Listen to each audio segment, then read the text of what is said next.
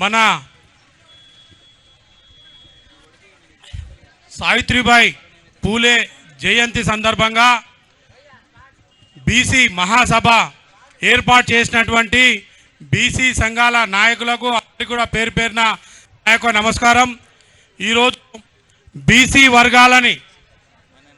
వర్గాలకు అందరికీ కూడా ఒక తాటిపైకి తెచ్చి వీళ్ళకు జరుగుతున్న అన్యాయాన్ని ప్రభుత్వం దృష్టికి తీసుకోబోయేందుకు ముందుకు వచ్చేసినటువంటి మన ప్రియతమ నాయకురాలు శ్రీమతి కల్వకుంట్ల కవితమ్మ గారికి బీసీ వర్గాల తరపున అభినందనలు, శుభాభినందనలు తెలియజేసుకుంటా ఉన్నాం.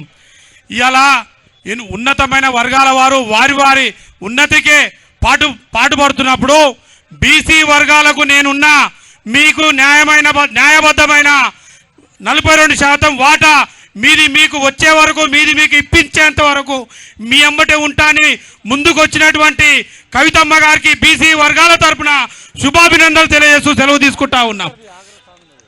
థ్యాంక్ యూ అన్న. నరేష్ కుమారి గారిని మాట్లాడవలసింది.